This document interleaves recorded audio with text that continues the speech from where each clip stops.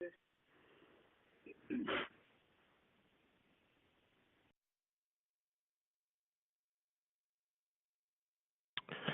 afternoon, and welcome to today's program titled Deep Listening, Cultivating an Environment for Better Outcomes and Transformation. I'm Tom Valentino, Senior Editor for the Institute for the Advancement of Behavioral Health Care. Today's program is sponsored by Foundations Recovery Network and Aliva. Thank you to our sponsors and to our audience for giving us your time and attention today. Before we get started, we have a few details we'd like to go over. To submit a question or a technical issue, please use the Q&A area below the slides at any time. You do not have to wait until the end of the program to ask your question. To download a copy of the presentation, please click the link in the Resources tab to the right of your slides.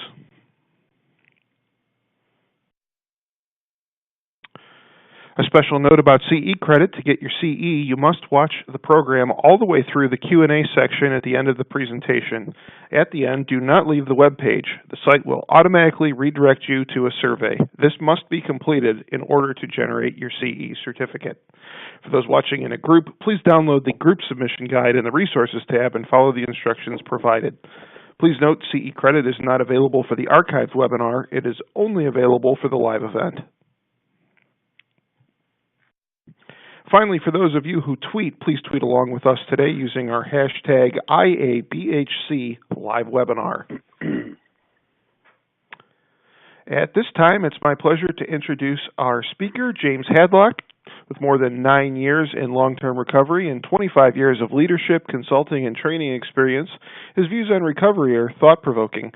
James shares with listeners that there is a missing link in how we build trust and facilitate change with clients in recovery. He's known for his hands-on style, where his blend of stories and research connect with audiences in a practical way. Thank you, James, for taking the time to speak with us today. And with that, the audience is yours. Oh, well, thank you, Tom, and thank you, everybody, for tuning in today. I'm thrilled for the opportunity to be here and super passionate about talking about this topic in particular.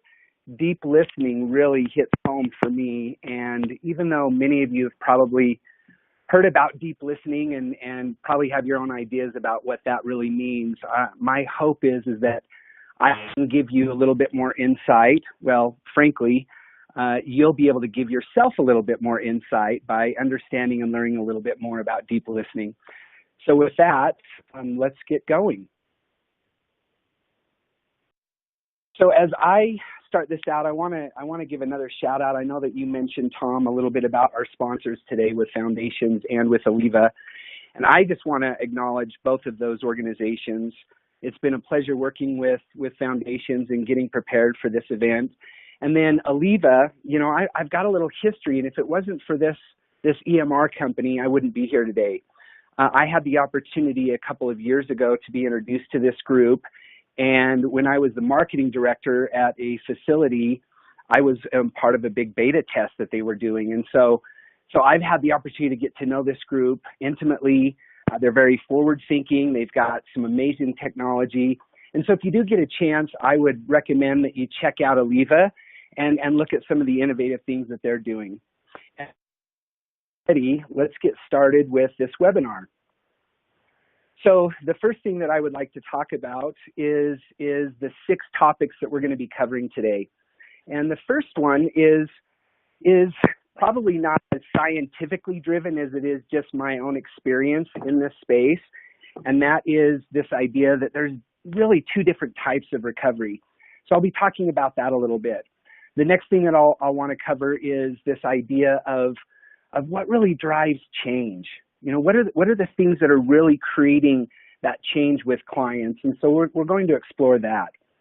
Next, we'll be talking about having a better understanding how insight works. I know that you've probably heard that word, maybe used that word a bunch in your own practice, but today I want to do a deeper dive on what really happens and what is the nature of insight.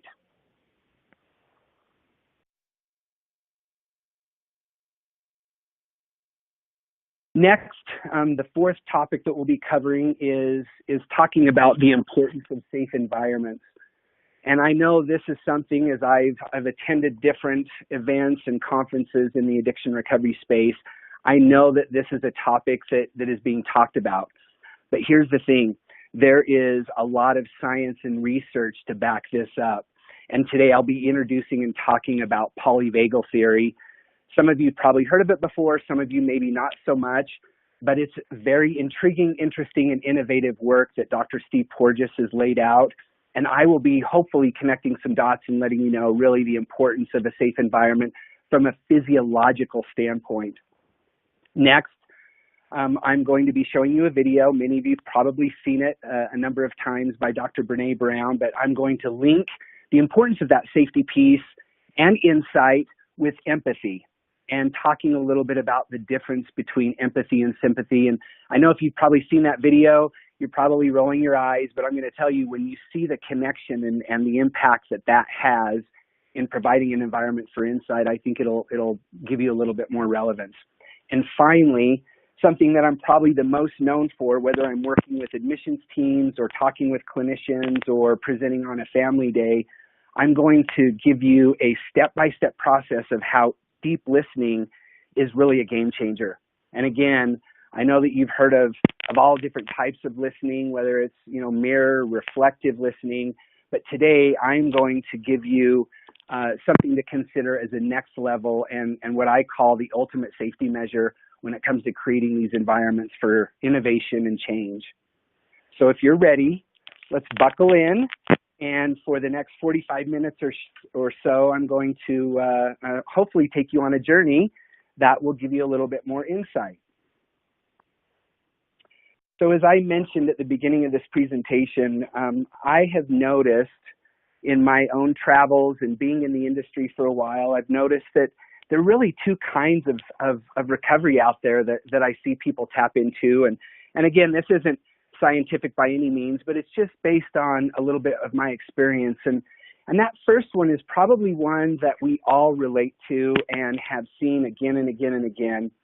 And it's this idea that somebody goes to treatment or gets into therapy and they start replacing their addiction to drugs and alcohol with working out, better nutrition, going to a lot of different support groups, volunteering. Oh my gosh, that's one that I know that I used a lot. And then another one is busy work. And one of the things that I noticed in my own recovery, which I'm going to share a little bit more in detail here shortly, that when I was first looking into trying to get out of addiction, I found myself doing just this. I was gung-ho in working out. I was gung-ho in being busy. And I remember that I had this fear that was always nagging at me. I was concerned that if I got thrown off of a schedule, or if all of a sudden I wasn't able to go to a certain support group, or if for some reason I had gained a little extra weight, all of a sudden it just threw me into this chaos.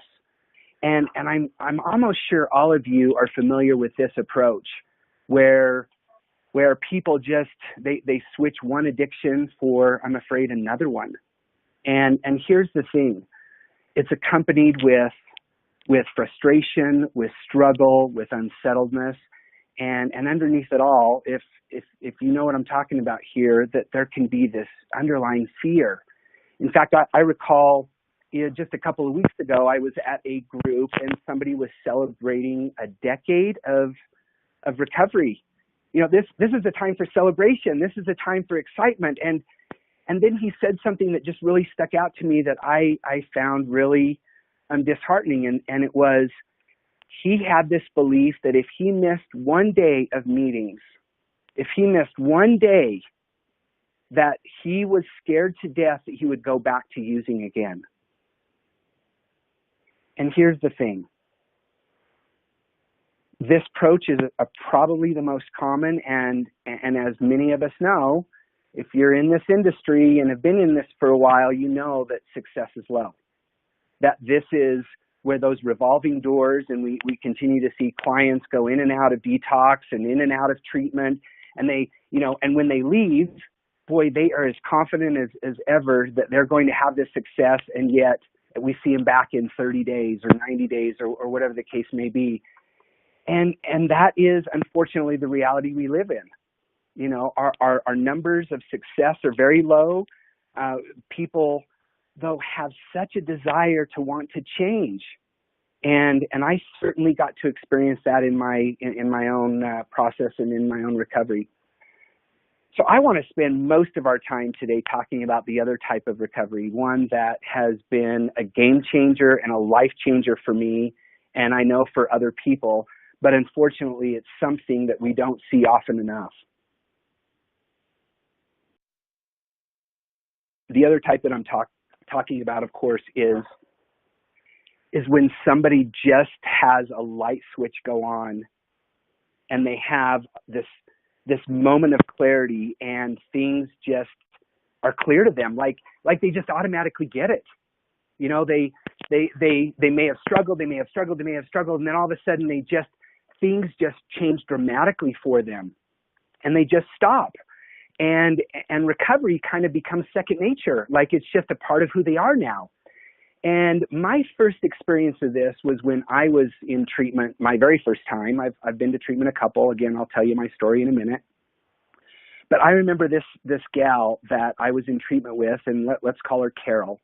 And Carol was habitually drinking every day, heavy amounts of alcohol, was somehow able to manage holding a job, kind of, sort of. And as we were going through treatment together in a 30-day program, just one day she just seemed to get it. And I remember her going home. She was living in another state, and I went home. And as we kept in touch and I was checking in with her, she just, like, life was really working for her. And then here I was on the other end, and it was a battle and a struggle. And every single day I felt like I was getting up to just battle the dragon again. And here was Carol, sweet little Carol, here on the other side, where, man, every single time I talked to her, it just, everything was working. And it just seemed like she got it.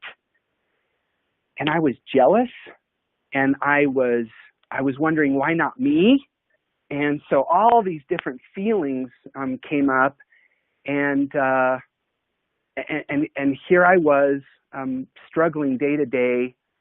And what that ended up looking like were multiple relapses and multiple trips to treatment and multiple trips to the psychiatric ward. And then 10 years ago,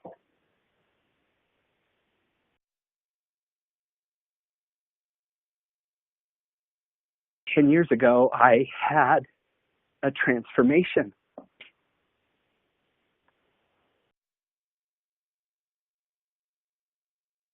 And I got to experience this other type of recovery, this series of aha moments where all of a sudden clarity flooded in, and I literally got to see life differently.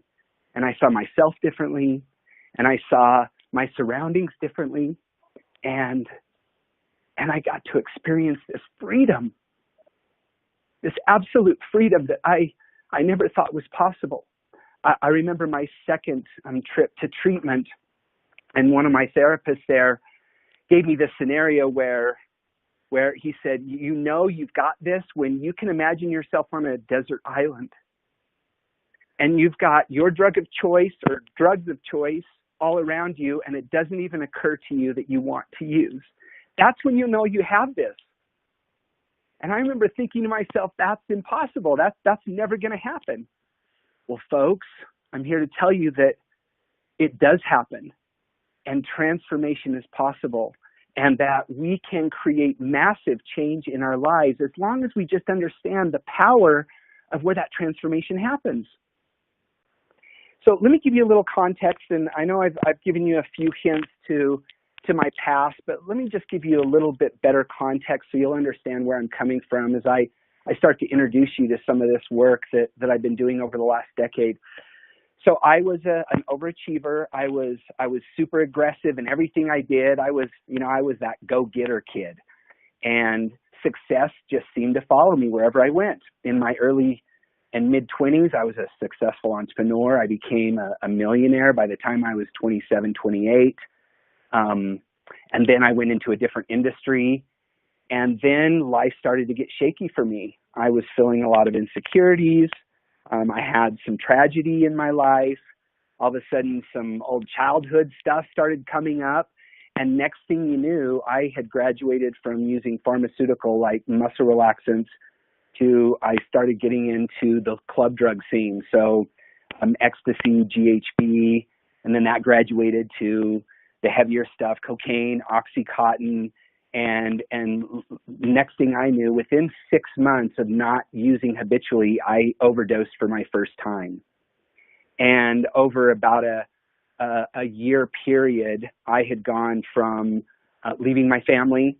I had gone from completely detaching from everything that I'd grown up believing in my life. Like all my belief systems were thrown out the window. And next thing you know, I was this swinging singles guy that was partying every week, and I didn't have an off button. My off button was I ran out or I overdosed. And over about a 10-year period, I overdosed over 60 times, 60. I did not know how to turn it off because I was in that much pain and that much hurt. I found myself in and out of treatment centers, in and out of therapy sessions, 3 times in the psych ward.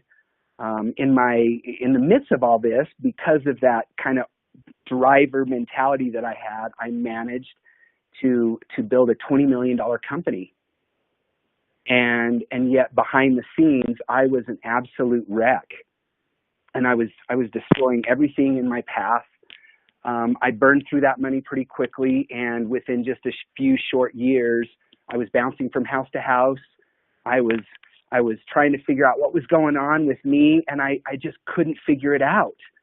And these aha moments that then came 10 years later were just fascinating for me. But here's what I couldn't understand. How could this guy, and by the way, if you don't know who I am, this is a mugshot of me, one of many that I had for multiple DUIs. How could I go from this place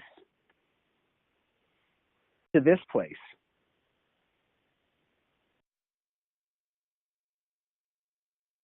Like, where did that come from? Because here's the thing, I saw everything different, and things had transformed for me in such a way that I did not have the same relationship with drugs and alcohol that I did prior to me being in recovery. It was so drastic. I mean, I wish there were words for me to explain just the shift that had happened in me, but here was the thing that was interesting. Everything, and I mean everything, had stayed the same around me, and yet here I was with a complete new outlook on my life, on the people around me, on drugs, on alcohol, and how that relationship was. And it was kind of a mind blower for me. And I became really confused. In fact, I was so confused. I was almost stunned that this other type of recovery had befalled on me. And here's what was so cool is that confusion turned into curiosity. I went from confusion to curiosity because, I had been taught and I had heard, whether it was in different groups that I was attending or therapy sessions, that for the rest of my life, I was going to be a victim to that addiction. Like it was going to be something that I would have to deal with every single day, if not every single hour of my life. And I was scared. I was angry. I was resentful. I was pissed off. And yet here I was with this new freedom that I just didn't understand.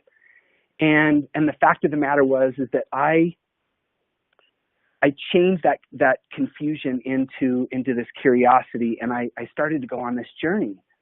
And so instead of me just going, oh my gosh, it must have been grace, or I've just been blessed, or some angel came and tapped me on the head, I really wanted to figure out what had happened. Because here was the thing. I believe that if I could dissect and deconstruct and figure out what was really going on or what had really happened with me, there might be a chance that I could help other people. And so I began searching, and I began looking at different kinds of modalities and philosophies. And for the last decade, even though I'm not formally trained, I'll tell you that I've become a researcher.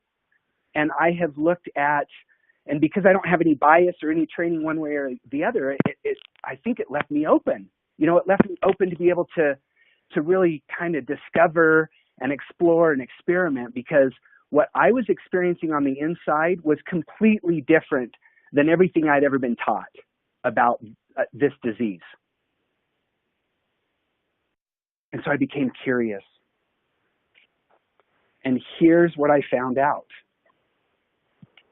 I found out that there was a lot of research out there that actually supported what I had experienced firsthand.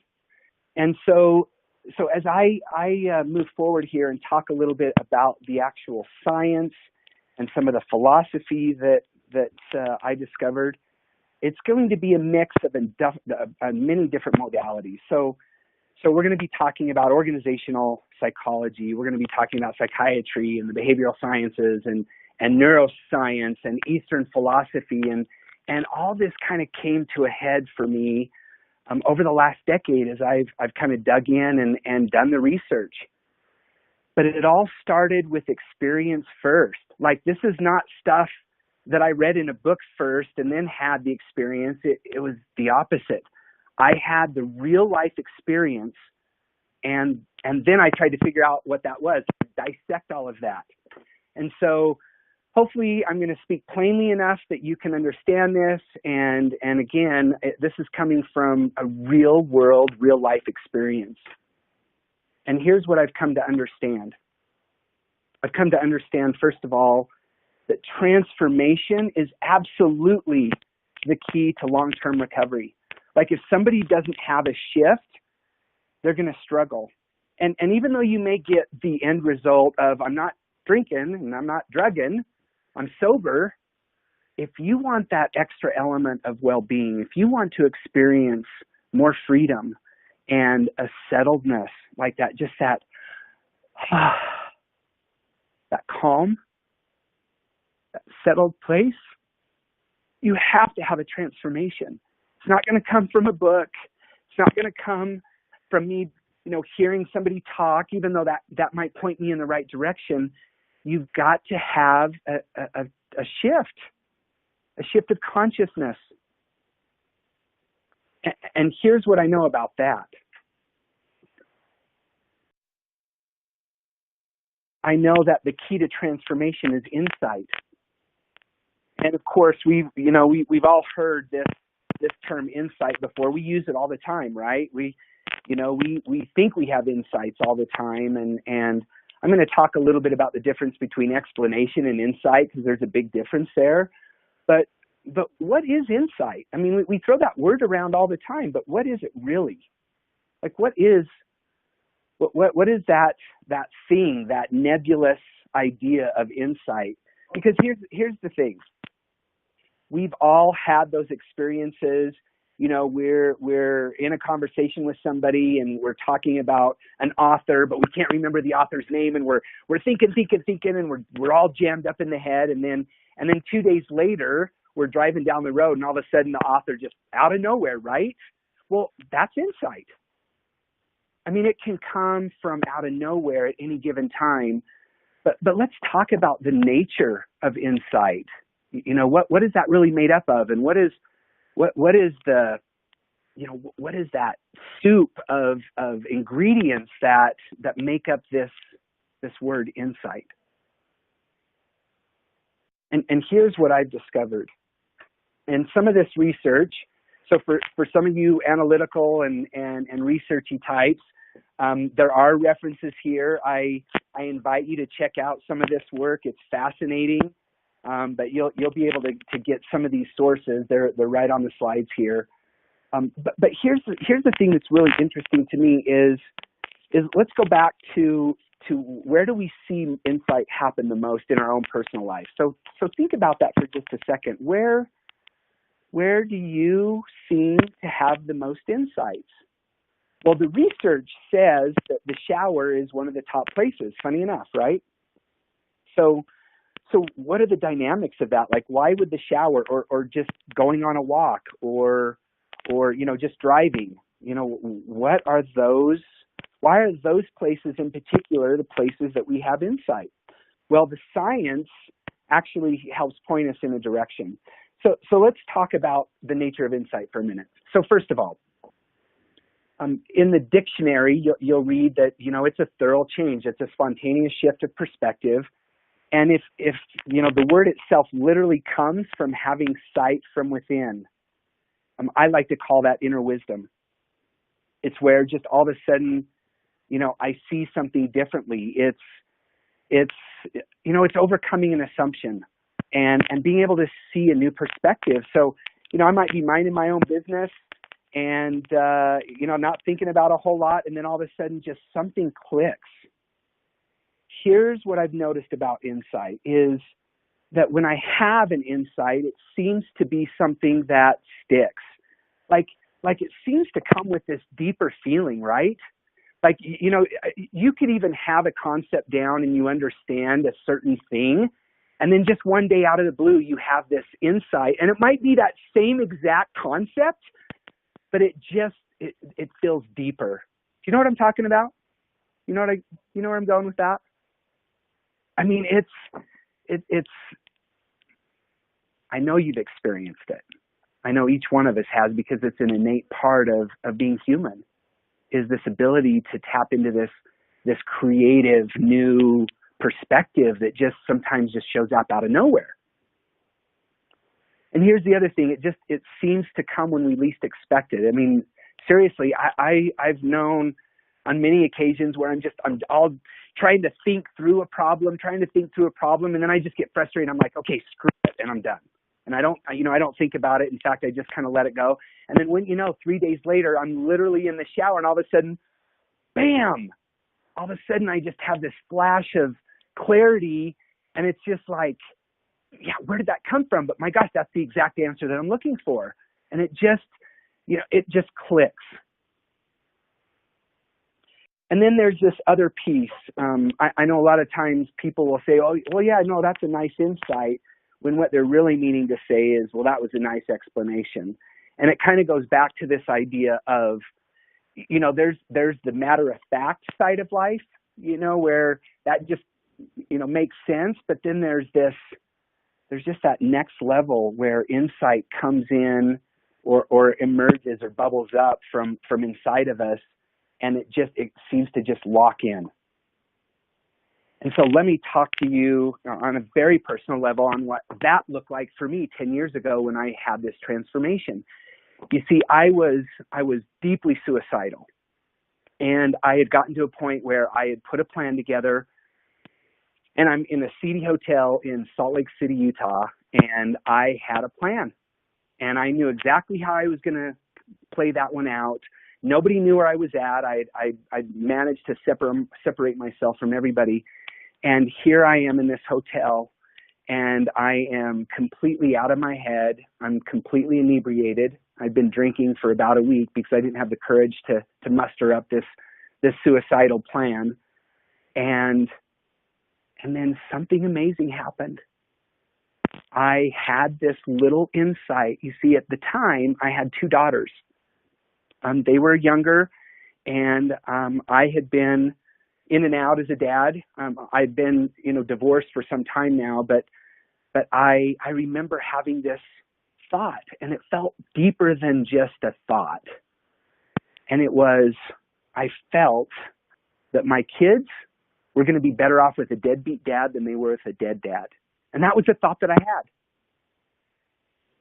And as you can see, that just seems like, well, no kidding, right? But to me, there was some insight there, and it gave me the opportunity to maybe step back for just a moment. And that's when I called my mom. And I said, Mom, can I come home? Can I just come home? And she was in the car and coming after me within minutes. But here's the funny thing about addiction. When I got to my parents' house, I was hiding liquor for about a week. So even though I had the courage and I had this brief insight to go to my folks' house, I was still drinking for about a week. And then that's when it hit me. You see, I discovered through self-inquiry that the reason I was the overachiever and the super go-getter was not because I was the overachiever and super go-getter. I was scared out of my wits that I wouldn't measure up, that I wasn't going to be good enough if I was just normal. And so I had to go above and beyond and be everything and anything for everybody. And so I was over the top in everything I did. Hence, overachiever, hence multimillionaire. I was already living with a ton of insecurities before I started using habitually. And then the most amazing thing happened. You see, I was staying at my parents' house, completely destitute. I had nothing. I had lost families, companies, friends, my freedom in a lot of ways. And here I was at my parents' house, and then I asked the question that sparked the biggest insight as it relates to my own recovery, and it was, if I don't have anything for my parents to love, who are they loving right now? And I had that flash of insight, and the answer was, I was worthy of love, that I was okay. And that was the insight that I had that changed everything for me. Now, some of you may be thinking, well, that's no big deal. Of course your parents love you, but I'm telling you, folks, it was such a massive transformation for me. Like, I saw everything different when that occurred.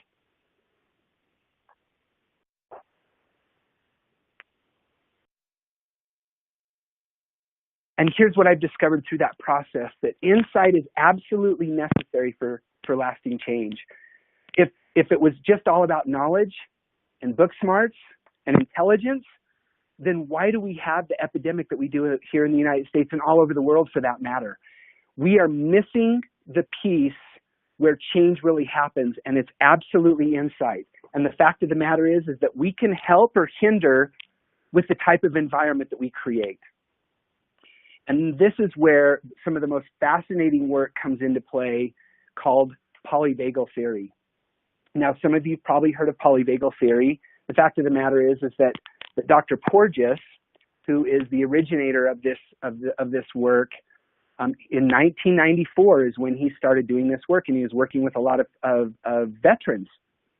And one of the things that I find really fascinating about his work is when I was introduced to this, and by the way, let me give that just a quick little history on that. My wife and I, I'm now, of course, remarried, but my wife and I, we began facilitating groups where we were teaching some of these basic concepts around deep listening and power of pause and reflection. And one of the things that came out of those group experiences were people were having insights like crazy. It didn't even matter what the topic was that evening.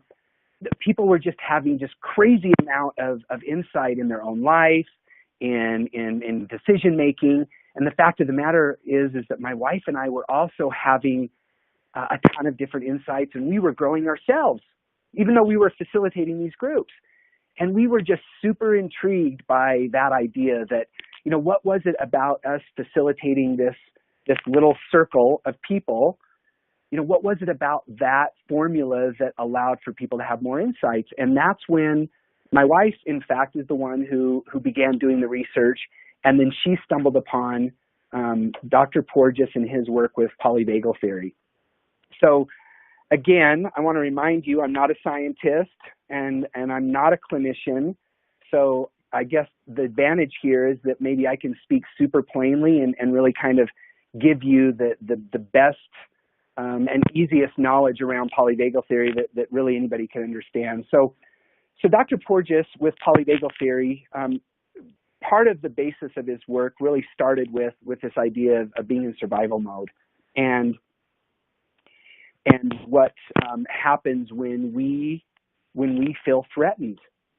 And now all of you have heard of course, this idea of fight or flight.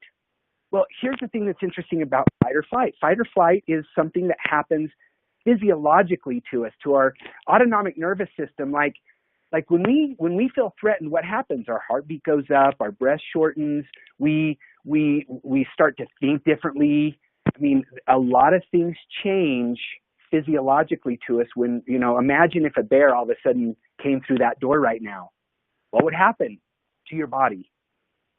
And what Dr. Porges theorized is that if we have these automatic things happening to us when we are in fight or flight, I wonder what would happen on the other end of the spectrum when we felt ultra safe.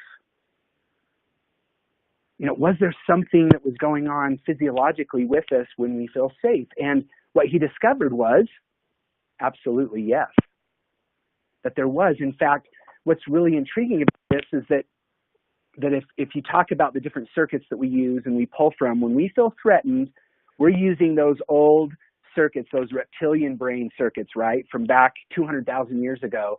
And any type of threat whatsoever, whether it's real or not, we're going to go into these defensive modes.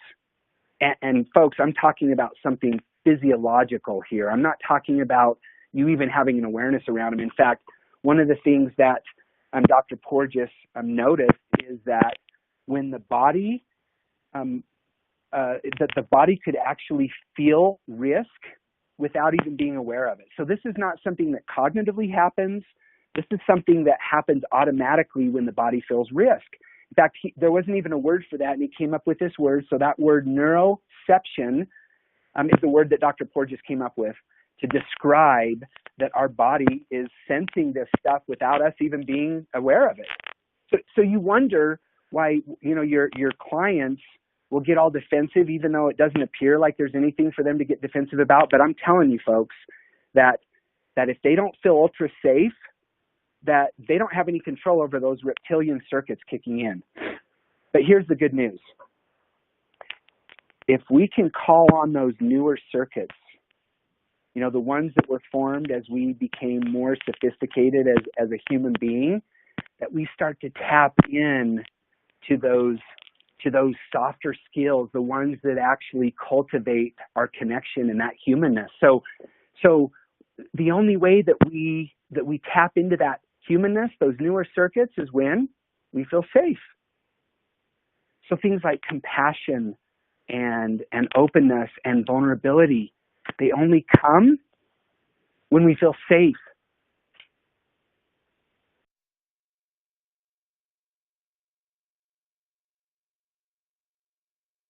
So when we feel judged or labeled or cornered or scared, where are we operating from? What circuits are we actually tapping into? Well, it's those older circuits. It's the reptilian side of us, and we don't even really have control over that. And you know that because if a bear came jumping through that door, you wouldn't have any control of what your body did, right?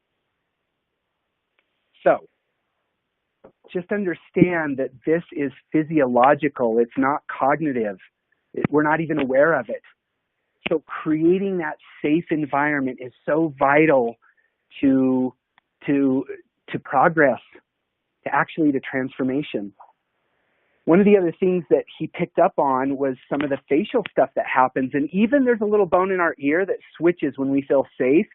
So we let down our guard with peripheral sound and can only hear the person in front of us. And we've all experienced this before. Think of the last time you were in a really engaging conversation in a super loud restaurant. Did you hear the restaurant? No. You heard the person across from you because you felt safe. Well, physiologically, something actually changed. In fact, you'll notice that even your faces start to look a little different when you're in more of those connective kind of experiences, right? So bottom line, when we feel safe with others, we turn off our defenses and relax. We become vulnerable and more trusting. We open up and connect with others, and something really engaging happens, and we start to tune in to new ideas and creativity. In other words, we start to turn into insight.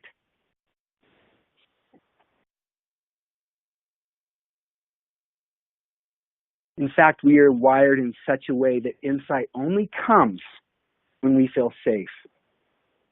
It's when we use those newer circuits, when we tap into those newer circuits, which again, we don't have that much control over.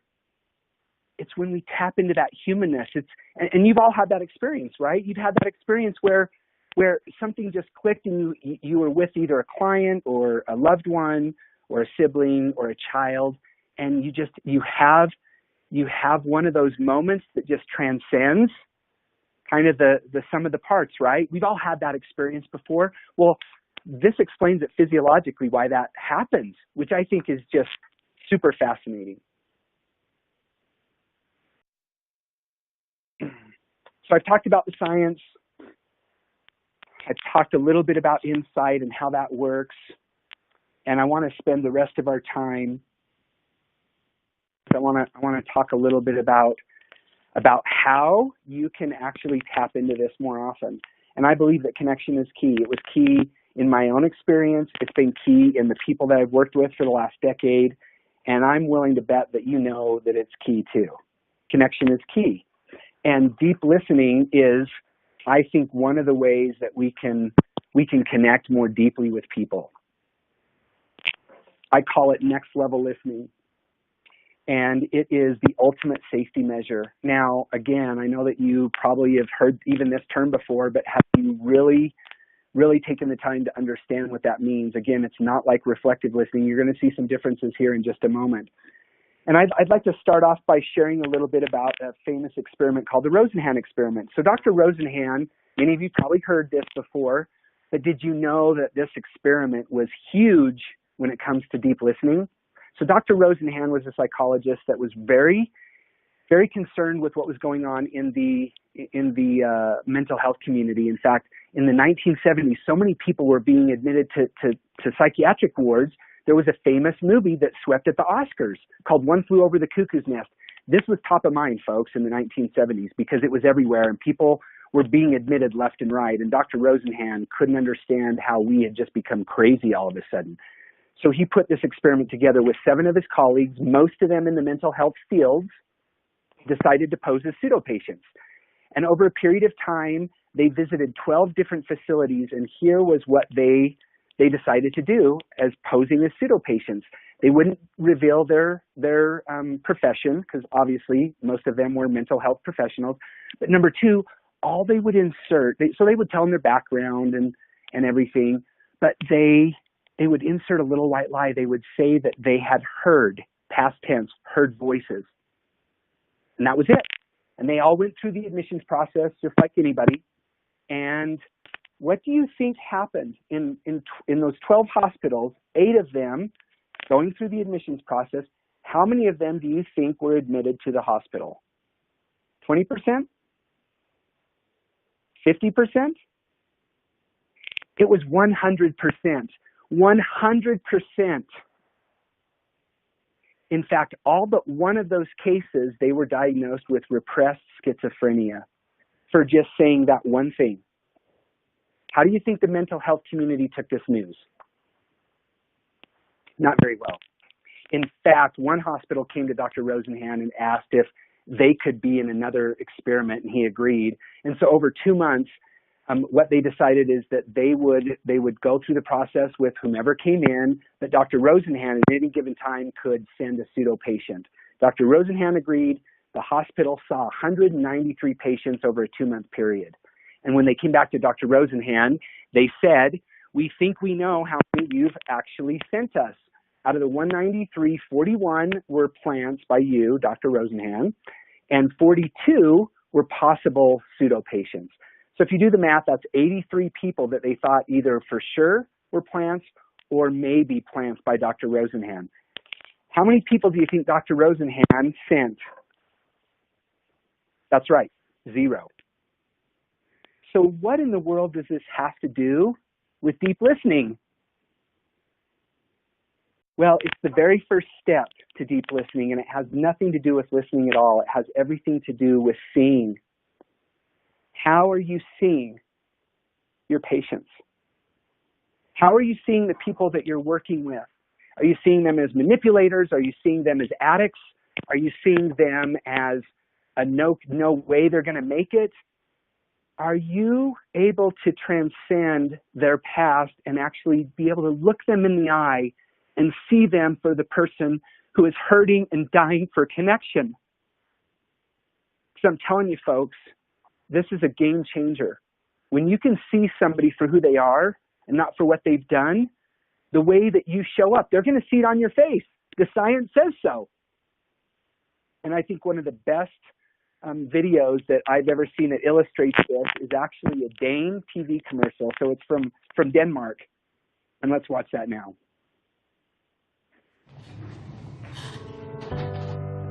It's easy to put people in boxes. There's us, and there's them. The high earners, and those just getting by. Those we trust, and those we try to avoid. There's the new Danes, and those who've always been here. The people from the countryside, and those who've never seen a cow. The religious, and the self-confident. There are those we share something with, and those we don't share anything with. Velkommen. Jeg kommer til at stille jer nogle spørgsmål i dag. Nogle af dem kan godt være lidt personlige, men jeg håber, I vil svare ærligt på dem. Hvem herinde i rummet var klassens klovn?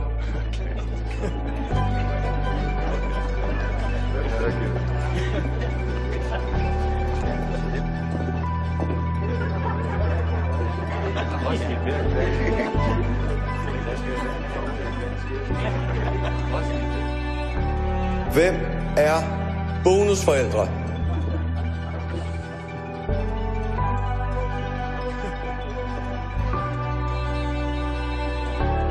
And then suddenly, there's us. We who believe in life after death. We who've seen UFOs. And all of us who love to dance. We who've been bullied.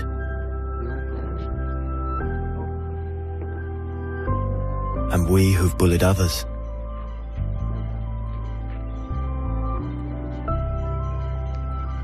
And then there's us, the lucky ones who've had sex this past week.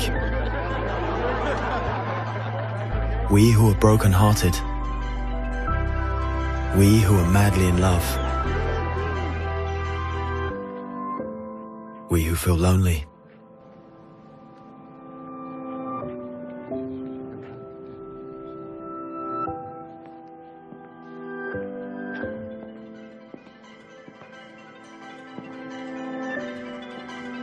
We who are bisexual. And we who acknowledge the courage of others. We who have found the meaning of life. And we who have saved lives. And then there's all of us who just love Denmark.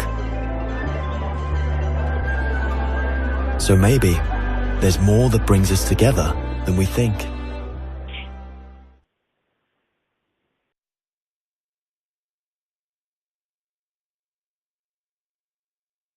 I've always been fascinated with this idea that we need to use labels. And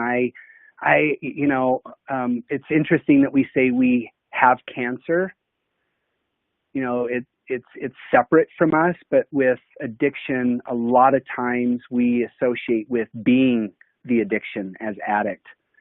And I think that that's just a small little thing, but it's so important to understand that we don't need to use labels. That we can treat the person and be with them. That's what they're really looking for.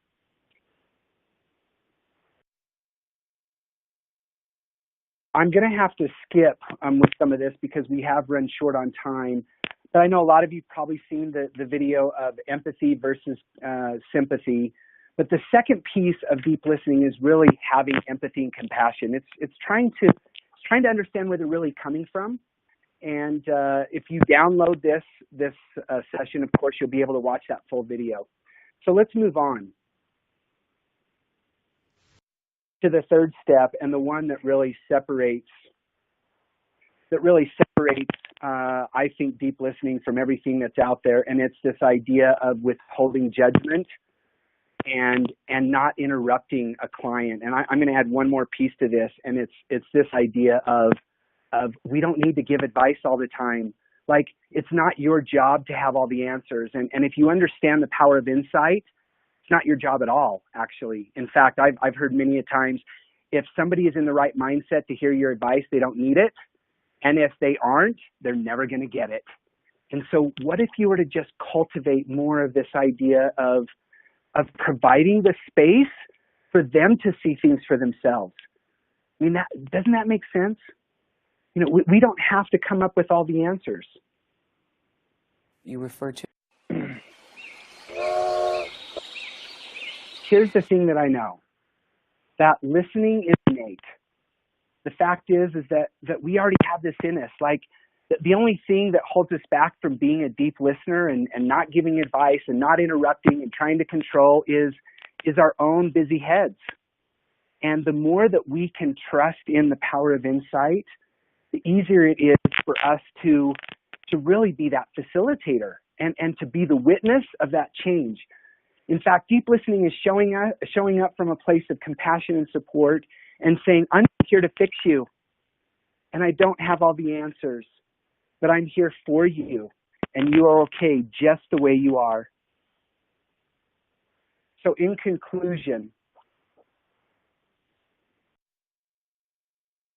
here is just a recap on the keys to more insights. And it's, you know, clients want to be seen as themselves, not as broken, not as a pity party, but they want to be seen.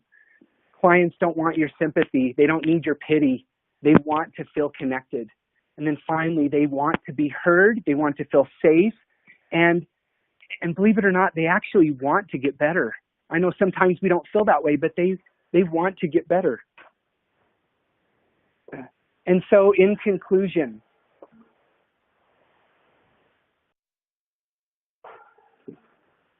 deep listening is something that happens when we are compassionate, empathetic. It's when we are able to build more trust with our clients. It's when we provide a safe environment for our clients. It's when we listen for insight. I don't know if you've considered this, but when you are deep listening, you're actually opening yourself up to have more insights yourself. And we become inspired instead of matter of fact about things. We actually let the process happen in a more inspired way that we could never even have counted on before with just our book smarts. And finally, we rely on the insight being the teacher, not ourselves. Because here's the fact of the matter, folks. I'm not that smart, and either are you. But that inner wisdom, that is where the magic happens. That's where, in quotation marks, miracles happen. And here's a bonus. Here's the thing that I've experienced, that this feels really good. Like, this is the way to interact with people. It's where you're edified, where they're inspired, and there's just a deeper feeling when you come from this place of deep listening. Thank you so much for spending this time with us today. I'm going to go ahead and turn it over to Tom for any questions and finish up and wrap this up today. Thank you. All right, thank you, James. That was a very informative presentation. Before we get into the Q&A portion of the event, I would like to hand things over to Christy Krisman from Foundations for a few words from our sponsor. Thank you so much, Tom. Start your year off right with honest, open conversations about addiction, mental health, and life in recovery. Powered by Foundations Recovery Network, the Recovery Unscripted podcast shares powerful stories and unique insights from experts and trailblazers in the recovery community, such as best-selling author Glennon Doyle, Miss Tennessee Katie Davis, football legend Herschel Walker, and more. Just search for Recovery Unscripted in your podcast app and subscribe to hear new episodes each week. Thank you, and back to you, Tom. All right, thanks a lot, Christy. We've had some questions coming in already from our audience. However, we'd also like to remind you that you can use the Q&A area below the slides to submit a question at any time. Any questions that we don't get to today, we will pass along to James and might be able to connect with you that way after the webinar is over today. And also a reminder to download a copy of the slides. Please click the Resources tab to the right of the presentation window. All right, let's get into some questions. How do you recognize when someone has insight? How do you decipher the difference between insight and knowledge, especially with those who have had multiple relapses? Oh, thank you. That's a terrific question. So, in my experience, uh, it works just like it would for someone who's having an insight themselves. So, you're asking me, how do you determine if someone's had an insight? In my experience, you're going to feel it. It's a deeper feeling. There's almost that same sense of aha for me when I see that in someone else, and again, it's that click, it's that deeper feeling. So there is this interplay of insight actually when you're in those moments, and I think we've all had those. But what a terrific question! Thank you. All right, next question we have. How do you foster this kind of attitude when working with offenders or clients engaging in dangerous behaviors? How do you let them be who they are? Well, I think that a lot of times we get so caught up in our heads and we think a situation is going to turn out a certain way. So we get caught up in our own habitual thinking. And then we're actually reacting to something that isn't real when we're coming from that kind of a mindset. And so my experience has been, and the way that I see it is again going back to that idea of being able to see people for who they are, not for their history, not for how many years they've been in prison, not for their offenses. And what's so surprising about that is if I come in from that place, and in almost all instances, they reciprocate. They feel that, and they feel that vulnerability and that genuineness. And here's the thing: everybody, in my experience, is longing to belong. They want connection. And when you understand that, what you'll also understand is all they're doing is they're just jammed up in their heads too. They're confused, they're scared, they're using those reptilian circuits instead of feeling safe. And so coming from this place of deep listening where you are present and you are open and you don't come in with necessarily your own agenda on how it's supposed to be and just let it be what it's going to be, you're going to get far greater results. All right, we got time. We're going to sneak in one more question here. What advice would you give to parents who are experiencing the other side of addiction with their children? Oh my gosh, I get that one all the time, probably on a daily basis. And what I would say is love your kids. Don't get so caught up in the behavior. If it wasn't for my mom and dad seeing the greatness in me when I couldn't, I wouldn't be here. I wouldn't be here. We get so jammed up with, our own embarrassment because our kids are acting out a certain way. And I'm telling you, if you follow these steps to deep listening and let go of the ego, you're going to find a child that is starving for that love and they want to be there, but because of this understanding of the circuits that we tap in when we don't feel safe and we're scared, we don't have the ability to do that. You've got to transcend the environment, and you do that through deep listening. All right, James, thanks for sharing, and thanks for answering these questions. Really good stuff. I think that's going to be just about all the time we have for questions for today. We do have some final instructions regarding CE credit. Please do not leave this page. Continue to stay on the platform. The site will automatically redirect you to a survey, and this survey must be completed in order to generate your CE certificate. For those watching in a group, as a reminder, please download the group submission guide and the resources tab to the right of the slides and follow the instructions provided. Please note that CE credit is not available for the archived webinar. It is only available for the live event on January 30th, 2018. If you enjoyed today's program, please join us for a presentation on February 27th by Siobhan Morse titled Opioid Use Disorder Patients, Characteristics and Outcomes from Residential Co-occurring Disorder Treatment. The link to register is in the Resources tab to the right of your presentation window. All right, one more time, I want to thank James Hadlock once again for an excellent presentation. I'd also like to thank our sponsors, Foundations Recovery Network and Aliva, for making today's program possible. And finally, a thank you to those of you in our audience for participating today. We hope you will join us in the future for another IABHC webinar. This concludes today's presentation. Have a great day.